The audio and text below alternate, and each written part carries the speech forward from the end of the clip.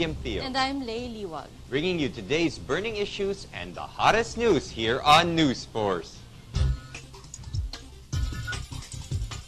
Here are the headlines on News Force. DILG wants probe on PAOCC connection in Atimonan killings. Palace calls for reconciliation with Catholic Church.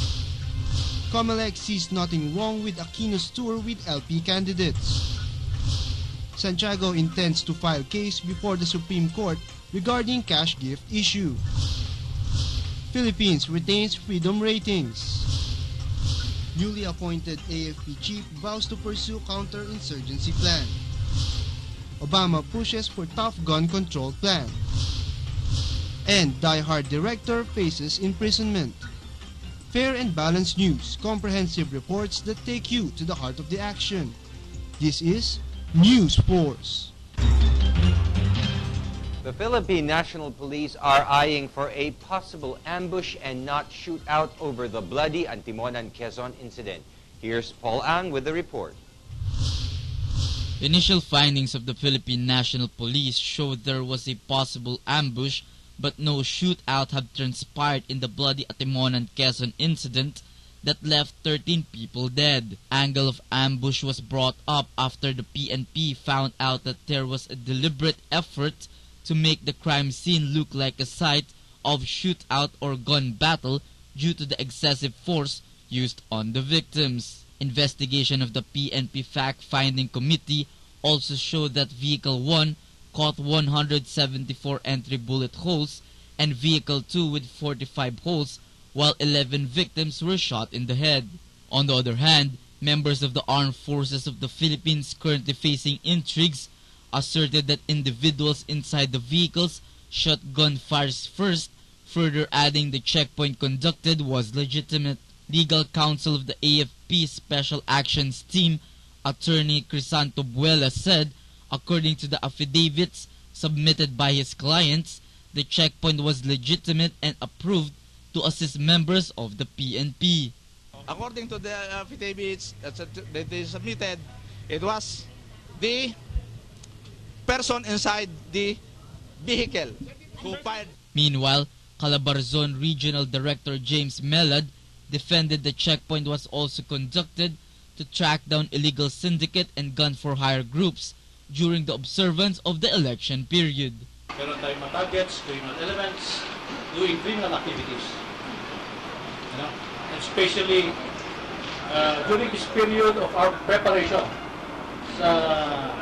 for coming elections, we have really been into the possible arrest of criminal elements involved in criminal activities, gun-for-hire activities, in possession of firearms. For JAN17, Paul Ang, News Force.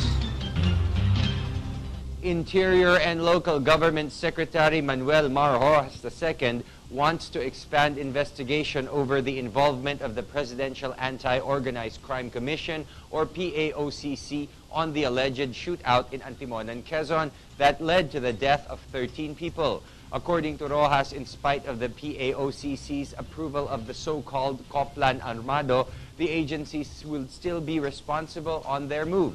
Rojas, however, said the NBI will only declare whether there was a shootout in the Antimonan incident or not when the probe is already done.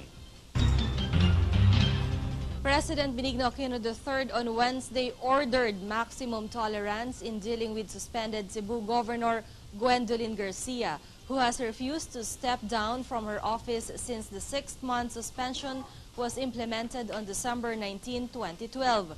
President Aquino said Garcia can stay at her office for as long as all the parties will adhere to the law.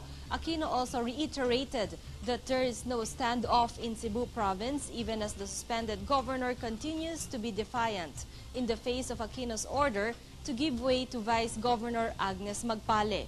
Garcia was suspended by the Office of the President for grave abuse of authority. The suspended governor has filed a petition for a temporary restraining order against the suspension before the Court of Appeals.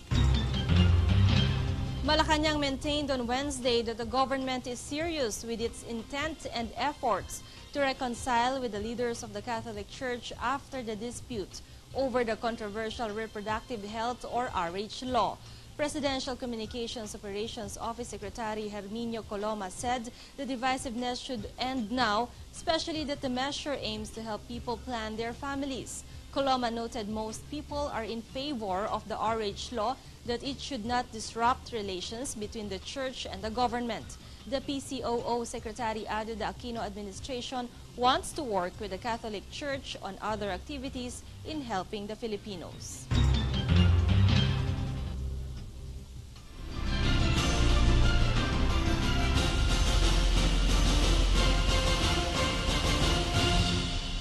Because there is no more rule against early campaigning, Commission on Elections or COMELEC Chairman Sixto Brillantes on Wednesday said he's okay with President Aquino's provincial tour accompanied by candidates of the Liberal Party. According to Brillantes, the United Nationalist Alliance is also doing such by airing a commercial of their faces coming out one by one. Brillantes said he sees nothing wrong with it. He added that what the COMELEC is trying to monitor is campaigning using the internet, including microblogging and social networking on Twitter and Facebook. COMELEC said Wednesday that security preparations for the upcoming 2013 elections is underway. COMELEC Commissioner Rene Sarmiento said despite some shooting incidents resulting to casualties, the gun ban runs effectively on checkpoints throughout the country. According to Sarmiento, the COMELEC had established command conferences between PNP and AFP for the coordination on checkpoints and gun ban monitoring. Regarding the security personnel of candidates and selected individuals, COMELEC released rulings on how they should acquire personnel under circumstances.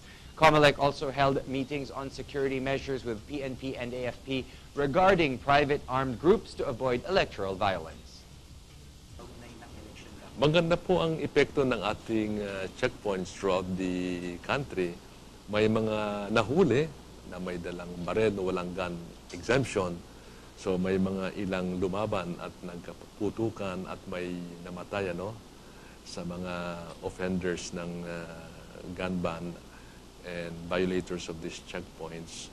So maganda po ang nangyayari sa paglagay ng checkpoints throughout the country. Yung security po ay mahigpit po ang aming ugnayan with PNP and AFP. Ginawang deputies ng COMELEC ang PNP at AFP. Kami po ay may liaison with PNP para maganda po ang aming koordinasyon, lalong-lalo sa pagpapatupad sa gun ban sa checkpoints at ang pagtalaga ng mga security personnel sa mga taong dapat bigyan. Nagkaroon na kami ng command conferences with the AFP and PNP. Napag-usapan namin yung mga security measures, lalong-lalo na doon sa mga private armed groups na naglilipaan na pa rin sa ating lipunan. Santiago intends to file case before the Supreme Court regarding CAF gift issues. Philippine retains freedom ratings.